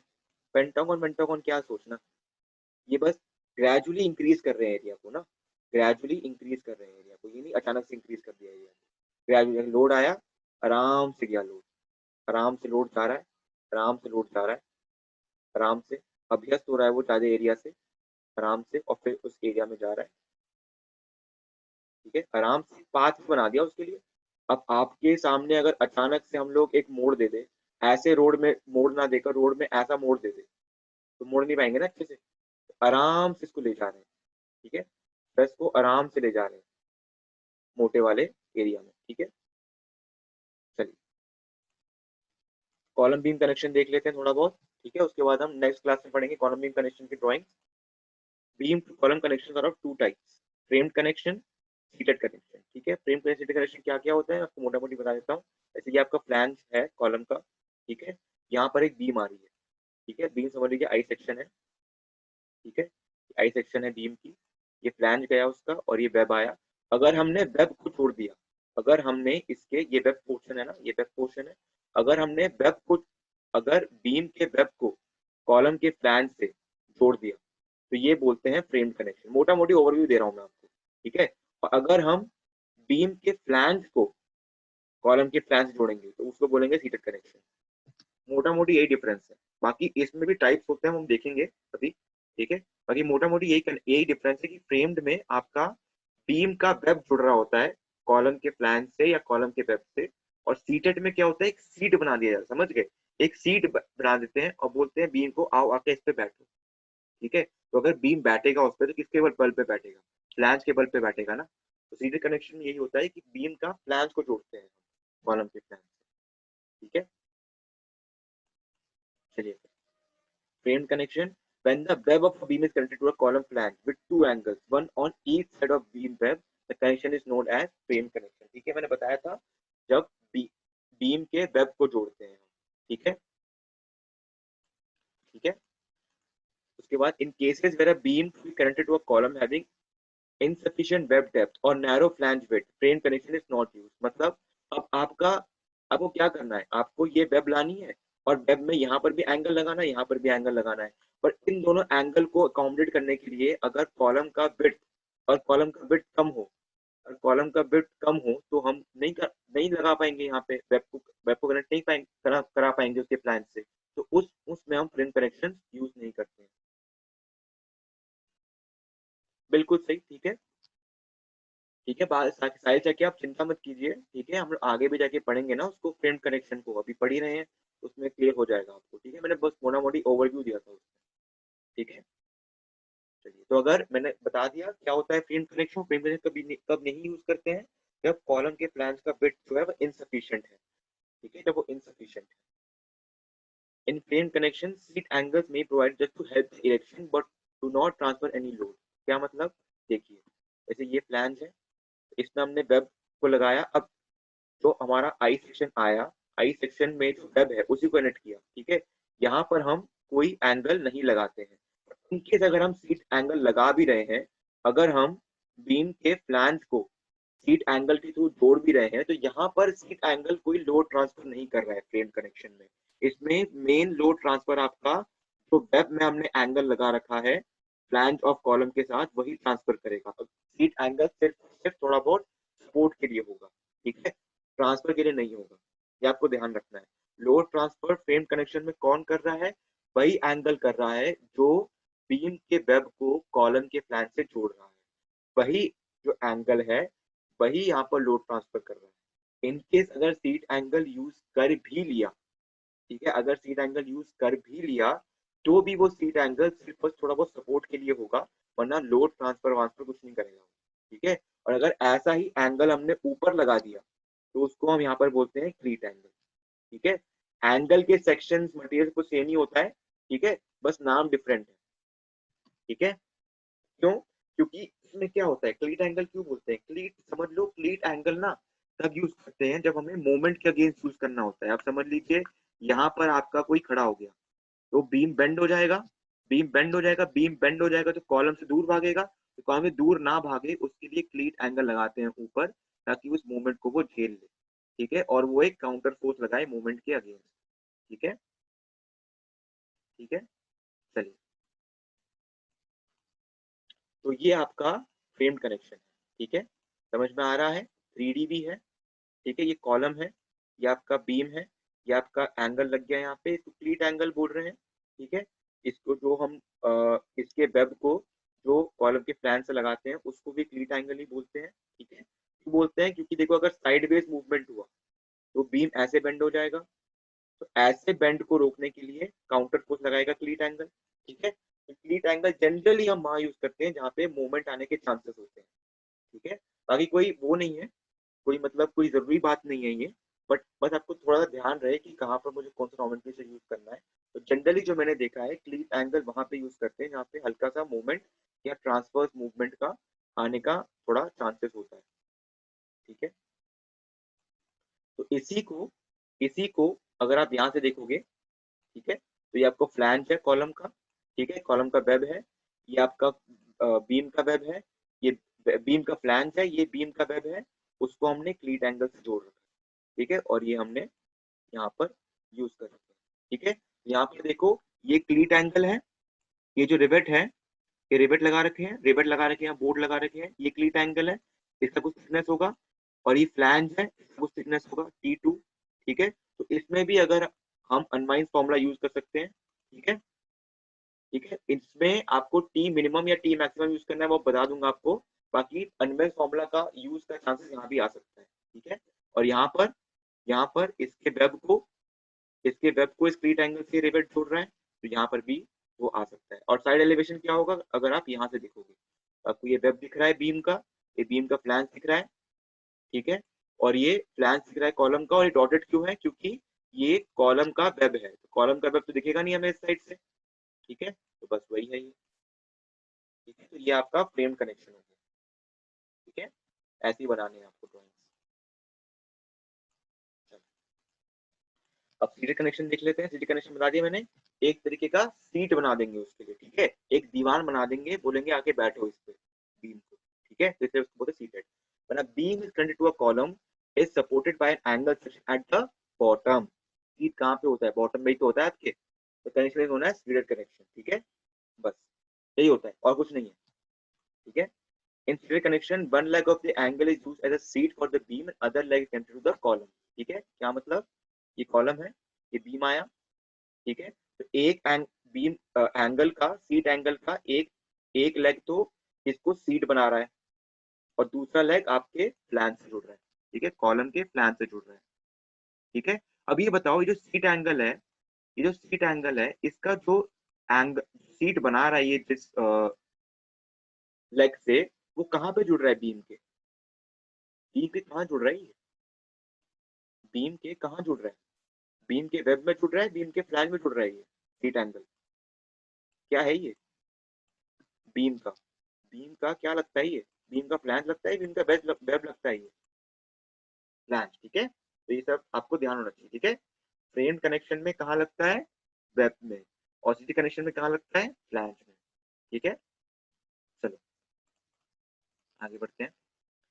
Another angle cleat angle provided top to hold it in position, मैंने कहा था, जैसे ये आपका कॉलम आया, ये आपका बीम आया, यहाँ पे आपको सीट एंगल लग गया, ऊपर भी अगर एंगल लगेगा तो उसको हम बोलेंगे क्लीट एंगल, ठीक है, क्लीट एंगल। यहाँ पे किस लिए है, यहाँ पे अगर कोई आगे खड़ा हो गया, ठीक है, ये बेंड हो गया बीम, तो इस बेंड को काउंटर फोर्स लगाने के लिए यहाँ पर क्लीट एंगल लगा रखा है, ठीक है। होल्डिंग पोजीशन मतलब अगर बीम भाग रहा हो बेंडिंग की वजह से, तो उसको पोजीशन में रोकने के लिए हम क्लीट एंगल लगा देंगे ऊपर वाले फ्लैंज में, ठीक है। चलो फिर अब सीधे कनेक्शन में दो टाइप के होते हैं, ठीक है, अनस्टिफेंड और स्टिफेंड। ज्यादा कुछ अंतर क्या है, बेसिकली आपका बीम लग गया, ये आपका स्टिफेंड सीट लग गया, इनके अगर लोड बहुत ज्यादा है, लोड बहुत ज्यादा ट्रांसफर करना है, यहाँ पर देखो ये स्पेशली सीटेड कनेक्शन है, तो ऑब्वियस सी बात है सीट के थ्रू ही लोड ट्रांसफर होगा। फ्रेम्ड कनेक्शन में सीट यूज कर रहे थे बट वो उसे सपोर्ट के लिए कर रहे थे, तो उसमें सीट में लोड नहीं जा रहा था, इसमें सिर्फ और सिर्फ सीटेड कनेक्शन यूज कर रहे हैं, तो ऑब्वियस सी बात है लोड यहीं से जाएगा। तो अगर लोड ज्यादा है, अगर लोड हम ज्यादा यूज कर रहे हैं, तो यहाँ पर हम प्लेट्स लगाते हैं, कैसे लगाते हैं बताऊंगा मैं आपको, ठीक है। तो उसमें क्या होता है, ये सीट जो होता है इसको हम स्टिफन कर देते हैं, ठीक है, स्टिफन इसको बोलते हैं स्टिफन सीट कनेक्शन, जिसमें क्या करते हैं हम सीट, तो आपका सीट एंगल है उसके नीचे प्लेट्स लगाते हैं, या उसके इस वाले लेग में प्लेट्स लगाते हैं, कहाँ पे लगाते हैं वो ड्राइंग में समझेंगे हम, ठीक है। कुछ नहीं है, हम बस प्लेट्स लगाते हैं सीट को और स्टिफन करने के लिए, क्योंकि लोड ज्यादा आ रहा है, ठीक है, बस यही अंतर है अनस्टिफेंड और स्टिफेंड में। अनस्टिफेंड में सिर्फ और सिर्फ सीट एंगल है, स्टिफेंड सीट कनेक्शन में सीट एंगल के साथ थोड़ा बहुत हमारा ये भी आ जाएगा, क्या आ जाएगा, थोड़े बहुत प्लेट्स रहेंगे वहां पे जो इस सीट को और भी रीइंफोर्स करेंगे लोड के अगेंस्ट, ठीक है। चलिए, unstable interconnection when the cleat angle contained at the top provide lateral stability to the compression flange at the end by restraining the beam end against torsion. The connection is known as unstable seated connection. Torsion में से bending होगी, तो bending की वजह से जो क्लीट angle आपका ऊपर है वो लेटरल स्टेबिलिटी प्रोवाइड करेगा, क्या प्रोवाइड करेगा, लेटरल स्टेबिलिटी। कैसे, देखिए जैसे आपका ये है, ठीक है, ये आपका बीम है, ये आपका क्लीट एंगल लगा हुआ है, तो बीम में अगर ऐसा बेंडिंग ना आके ऐसा बेंडिंग आ गया जिसमें बीम आपका इस तरफ भागने लग गया, ठीक है, तो उस टाइम भी आपका क्लीट एंगल जो है इसके अगेंस्ट भी आपका प्रोवाइड करेगा रेजिस्टेंस, ठीक है। बाकी यहाँ पर डेफिनेशन ये दिया हुआ है, ठीक है, बट मोटा मोटी अगर लेमैन टर्म्स में देखा जाए ये वो डेफिनेशन है जिसमें सीटेड एंगल लगा हो और उसमें कोई रीइंफोर्समेंट ना हो, ठीक है, ये आपका है, ठीक है। आपको दिख रहा है, देखिए अगर इस तरफ से आप बेंडिंग, इस तरफ से लोड लगाएंगे तो आपका बीम ऐसे भागेगा, तो उसके अगेंस्ट भी आपका जो क्लीट एंगल है वो रेजिस्टेंस प्रोवाइड करेगा, करेगा कि नहीं, क्योंकि यहाँ पर बोर्ड लगे हुए हैं तो वो आपको इस तरफ खींचेगा, ठीक है। बाकी यहाँ पर देखो सिर्फ सिर्फ सीट एंगल लगा हुआ है, सीट एंगल के नीचे और कुछ भी नहीं है, सिर्फ और सिर्फ सीट एंगल है यहाँ पे, ठीक है। डेफिनेशन जो मैंने बताई वो तो है ही, बाकी जो मैंने लेमैन टर्म्स बताया, क्या टर्म बताया कि सीट एंगल के नीचे कोई भी एडिशनल रीइंफोर्समेंट नहीं है, ठीक है। चलिए, तो ये आपका बीम कॉलम कनेक्शन है, किसका, सीटेड कनेक्शन का, जिसमें हमने एक सीट बना दी, बीम को बोला आके बैठ जाओ इस पे, ठीक है, और उसके ऊपर क्लीट एंगल लगा दिया। तो ये ड्राइंग करनी है आपको जनरली, बस इसमें उसमें आपका क्या होगा, जी गिवन होगा, कोई विड्थ गिवन होगी, गेज गिवन होगा कुछ, ठीक है, तो वो सब और एडिशनल आ जाए क्वेश्चन में, वरना ड्राइंग तो आपको यही करनी है उसमें।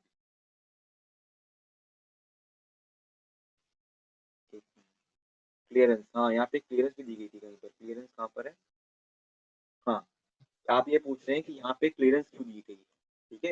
ये क्लियरेंस दी गई है क्योंकि देखो अगर बिल्कुल आप फ्लश कर दोगे इसको, ठीक है, तो बिल्कुल आप फ्लश कर दोगे तो यहाँ पर आपकी मेंटेनेंस नहीं हो पाएगी, ठीक है। ये सिर्फ मेंटेनेंस क्राइटेरिया के लिए, कोई डिजाइन क्राइटेरिया नहीं है इसका, ठीक है। ये क्लियरेंस सिर्फ मेंटेनेंस क्राइटेरिया के लिए है, या फिर अंजानी बोल रही कि एक्सपेंशन गैप है ये, एक्सपेंशन गैप भी हो, हाँ बिल्कुल सही, एक्सपेंशन गैप भी हो सकता है ये, ठीक है, बिल्कुल सही है, ठीक है। क्योंकि देखो अगर क्या है आपका, अगर आपका बीम है, अब बीम तो स्टील का बना हुआ है, बीम स्टील का बना हुआ है, इसका कोई अल्फा होगा, ठीक है। तो अगर आपका टेम्परेचर बढ़ गया, टेम्परेचर बढ़ गया और इसका स्पैन या ये एक्सपैंड हो गया, ठीक है, तो हो सकता है कि वो कॉलम पे एडिशनल स्ट्रेस मारने लगे टेम्परेचर एक्सपेंशन की वजह से, ठीक है। तो उसके लिए भी ये क्लियरेंस वहां पे देते हैं, ठीक है, ठीक है, बिल्कुल सही, एक्सपेंशन गैप है ये, मेरे को ध्यान नहीं रहा था ये, ठीक है, वेरी गुड।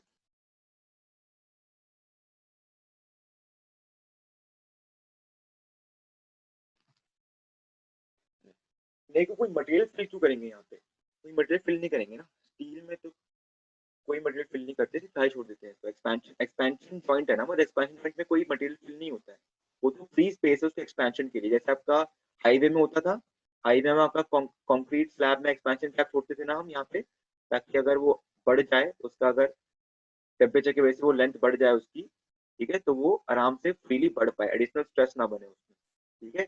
आप जब भी कोई एक्सपेंशन को रोकोगे, ठीक है, तो उसमें एडिशनल स्ट्रेस पैदा होगा, तो वो पैदा ना हो इसलिए यहाँ पे एक्सपेंशन पॉइंट दे रखा है, ठीक है। हाँ बिल्कुल, रेलवे ट्रैक्स में भी होता है, ठीक है। चलिए मेरे ख्याल से अनस्टीफेंड सीट बीम कॉलम को समझ में आ चुका है, अब स्टीफेंड देख लेते हैं, ठीक है। चलिए अब ये एक और ड्राइंग है, ठीक है, काफी मतलब ड्राइंग यहाँ पे है, ठीक है। ये भी अनस्टीफेंड सीट का ही है, ठीक है, web to column, beam connected to web of column, ठीक है। इसमें क्या है, आपका जो बीम है वो कॉलम के वेब में जाके जुड़ा हुआ है, ठीक है, तो आपका, ठीक है, वैसे तो ये भी डॉटेड होना चाहिए क्योंकि हमें दिखना नहीं चाहिए, ठीक है, इसमें कुछ नहीं है आपका। देखिए जनरली कहाँ जोड़ते हैं, यहाँ जोड़ते हैं बीम को, तो बीम को यहाँ नहीं जोड़ा है, ठीक है, ठीक है, बीम इस तरफ से आ ही नहीं रहा था कॉलम के, बीम इस तरफ से आ रहा था, तो हमने कहाँ पे जोड़ दिया, वेब ऑफ कॉलम में जोड़ दिया बीम को, ठीक है, वेब ऑफ कॉलम में बीम को जोड़ दिया। जरूरी नहीं है कि कॉलम के फ्लैंज में बीम को जोड़े, कॉलम के वेब में भी बीम को जोड़ सकते हैं, ठीक है।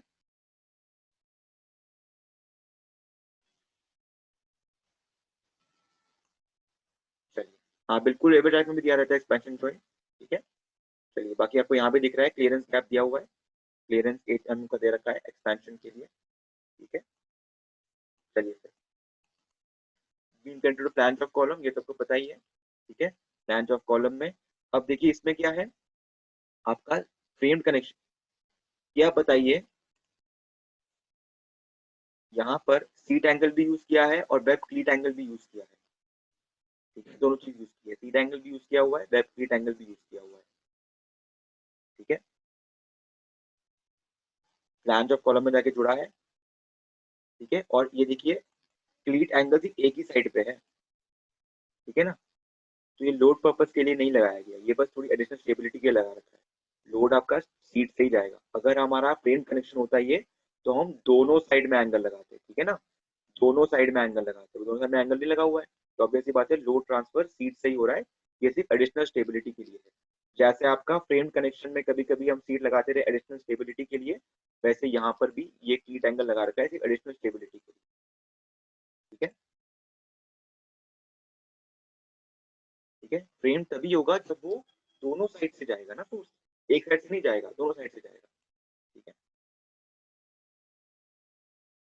हाँ ऊपर की जगह वेब पे यूज कर दिया क्लीट एंगल ना,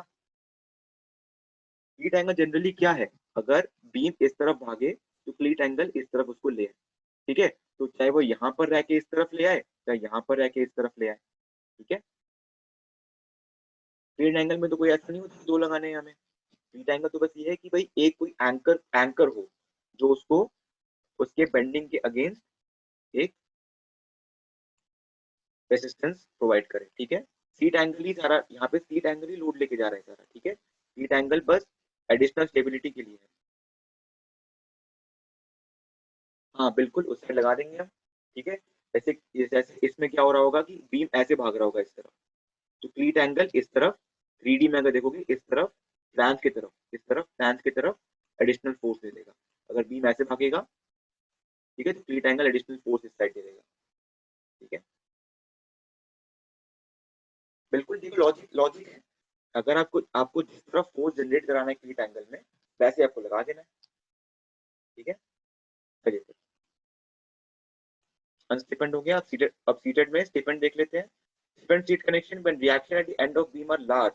The seat angle may be further stiffened by one or more angles. The connection known as stiffened seat angle. मतलब तो seat angle नीचे लगा रहे हैं फ्लैंज में बीम के, उसको और स्टिफन कर देते हैं ताकि जो रिएक्शन आ रहा है बीम से, अगर वो ज्यादा रिएक्शन है, लोड ज्यादा है और क्या पता स्टिफेंड सीट कनेक्शन हमारा सीटेड एंगल फेल हो जाए, तो वहां पर हम सीटेड सीटेड सीट एंगल के नीचे और भी एंगल्स लगा देते हैं ताकि एडिशनल स्टेबिलिटी आ जाए। कैसे देखते हैं, ये देखिए, दिख रहा है आपको क्या डिफरेंस दिख रहा है आपको? क्लीट एंगल तो है ही, कॉलम कॉलम है, बीम बीम है और सीट एंगल है। तो देखो एडिशनल एक एंगल दे दिया है। अगर आप 3D में देखोगे तो ये दिख रहा है आपको। ठीक है, ये ठीक है, एक एडिशनल एंगल लगा दिया है। ठीक है, स्टिफनिंग एंगल। तो कैसे दे रखा है ये भी देख रहे हो, ध्यान से देखो कैसे दे रखा है। ठीक है, ऐसा है आपका सीट एंगल, से जा रहा है सीट एंगल। ठीक है, और यहाँ पर एक एंगल दे दिया, एक एंगल दे दिया। ठीक है, और वो एंगल ऐसे आ रहा है बाहर। समझ लो, समझ में आ रहा है थोड़ा?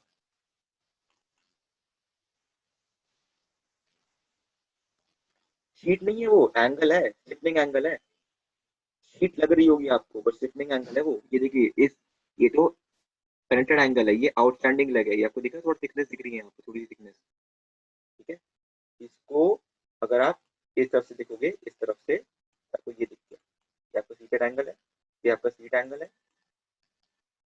ठीक है, और ये वाला जो साइड है, ये वाला जो साइड है वो आपको यहाँ दिख रहा है। ठीक है,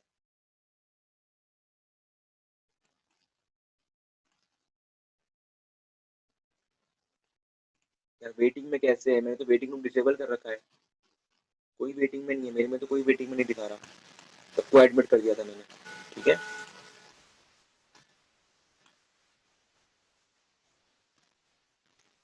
ठीक है, चलो वैसे तो मुझे इसके बाद एक क्वेश्चन भी करवाना था, बट ठीक है, कोई नहीं, आप लोग समझिए इसको। बीम टू कॉलम कनेक्शन में क्या क्या पढ़ा हमने? एक फ्रेम्ड पढ़ा, फ्रेम्ड कनेक्शन। ठीक है, और हमने पढ़ा सीटेड। सीटेड में क्या क्या पढ़ा?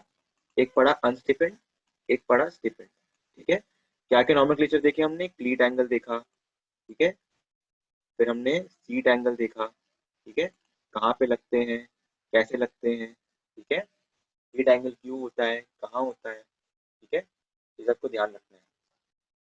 ठीक है, चलिए फिर तो हम क्लास को एंड करते हैं अब। ठीक है, काफी पढ़ा दिया आज तो, क्लास को एंड करते हैं। इसके न्यूमेरिकल क्लास में करेंगे। ठीक है, एक काम करता हूँ मैं, पीडीएफ में इसके एक न्यूमेरिकल भी अटैच कर दूंगा, और न्यूमेरिकल आप देख लेना एक बार। ठीक है, अगर समझ में आया तो वेल एंड गुड, वरना अगले हफ्ते में पढ़ाएंगे न्यूमेरिकल। ठीक है, अगले हफ्ते न्यूमेरिकल पढ़ाऊंगा ही पढ़ाऊंगा मैं। ठीक है, चलिए फिर क्लास को एंड करते हैं। ठीक है, चलो एक एक चीज बता दो मेरे को, आप लोगों का थर्सडे 9 to 11 कोई क्लास होती है क्या? 9 to 11 थर्सडे को कोई क्लास होती है आपकी? थर्सडे को 9 to 11 कोई क्लास होती है आपकी क्या? होती है? कौन सी क्लास होती है? 9 to 11 कौन सी क्लास होती है? 11 बजे होती है ना क्लास तो। हाँ तो देखो यार, 5 बजे बहुत लेट हो जाता है ना क्लास, 5 बजे, या फिर देखो कल कल भी आपकी। ठीक है, तो थर्सडे को अगर 9 to 11 क्लास रखूँ तो कोई प्रॉब्लम है उसमें? मैम से बात कर लूंगा मैं एक बार, आपके ईएसडीडी वाली क्लास से 1 घंटे पहले ही खत्म कर देंगे क्लास को। ठीक है, 9 से 10 रखेंगे क्लास को, तो प्रॉब्लम तो नहीं है ना? ठीक है सर, तो मैम से एक बार बात करके मैं आपको बता दूंगा। परमानेंटली आपका जो ड्राइंग क्लास है ना, वो हम शिफ्ट कर देंगे, क्योंकि फ्राइडे को भी 3 से 5 बहुत लेट हो जाता है। ठीक है, सुबह सुबह पढ़ लो बिल्कुल क्लियर माइंड में, पहले ड्राइंग कर लो, फिर थ्योरी कर लो, स्टील आपकी बिल्कुल मस्त 9 से 11, 9 से 12 आपकी स्टील पढ़ लेंगे पूरा। ठीक है, तो मैम से बात करके आपको Thursday 9 to 11 class 9 to 10 class रखेंगे। ठीक है, अगली बार। ठीक है, चलिए फिर क्लास को एंड करते हैं, न्यूमेरिकल नेक्स्ट क्लास में करेंगे। ठीक है।